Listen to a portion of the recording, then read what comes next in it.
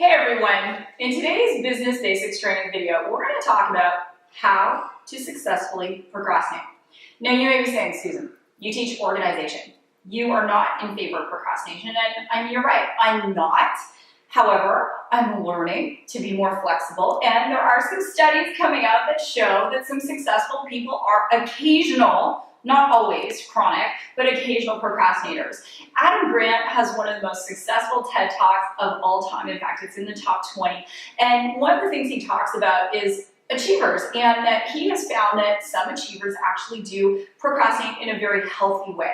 Now, there was a study that was done on students, and it found that an astounding 87% of students are actually procrastinators, but it doesn't mean that everyone is procrastinating well. When I was growing up, I remember my dad early on going, Susan, you're such a procrastinator. And I had to run. This was like in the old days. I had to run and look up the word, and I'm like, oh, that's not me. I don't leave things last minute, but I did, and I was that student, you know, the one that no one likes, that it's like, oh yeah, I do the paper the night before, get 98%. You know, I was that person. And even in other areas of my life, I would do things last minute. In my teaching, Organize Your Life, a lot of my students, they do their taxes last minute, and they do all sorts of things last minute. And the reality is, some things like taxes you're best not to procrastinate on those, because you can pay a lot of fines if you've seen my other videos. But there are some things that you can procrastinate on and could actually lead to maybe some great breakthroughs for you. So let me give you a few tips. Let's say there's something that you've got to prepare for, and you're just not, you know, the ideas aren't there, you're really stuck. The best advice I can give you is go to bed, get a good night's sleep, wake up an hour earlier than you do, and just before you go to bed, maybe just write on a Post-it note whatever it is you want to achieve. So I am rocking this project. Ideas are flowing to me, or whatever. Sometimes I'll write something like, thank you, God, that this idea for this seminar is coming to me, or whatever it is.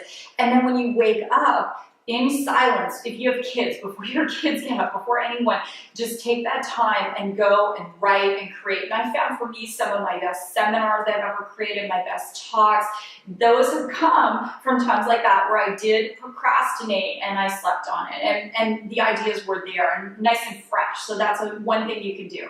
The next thing that you do, if you're going to procrastinate in a way that's healthy and productive, is do it in such a way that you set aside physical time. So let's say there's a deadline coming up and you've got a lot of life happening. One thing you may want to do is clear your calendar. So chunking out 2 to 3 hours and put your phone in your drawer, turn off your email, and just that is that dedicated time to go in, get it done. Now, one thing I like to do is sometimes put on some music that works for me, and especially I'm a child of the 80s, like, I don't know, some Run DMC or something, and I just like to really bust it out and do it in a very concentrated time.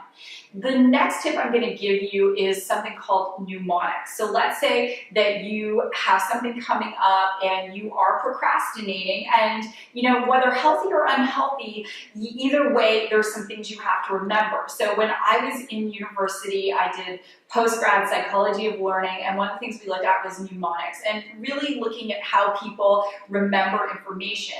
And so let's say there's something you've got to remember, and I do this even when I'm creating videos and I've got statistics and things I have to remember, and maybe I've left something to the last minute just because I've had other projects, and I get to that point, it's like, this is all I'm going to focus on, but now I have to remember all of this data. So how you can use mnemonics is to create an association with something you have to remember. So for example, I shot a video on junk mail. And junk mail is a pet peeve. If you haven't seen it, I give you some advice on how to deal with it.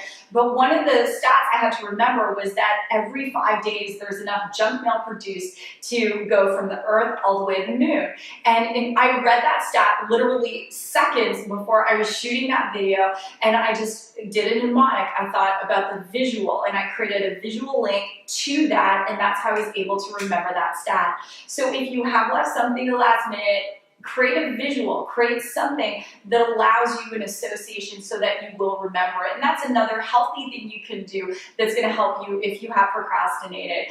At the end of the day, guys, here's the thing. We're all procrastinators. You may be the most organized person on the planet. I'm certainly very organized, but maybe we've taken on a lot of projects, we've got things going on, and there's something that just has to get done.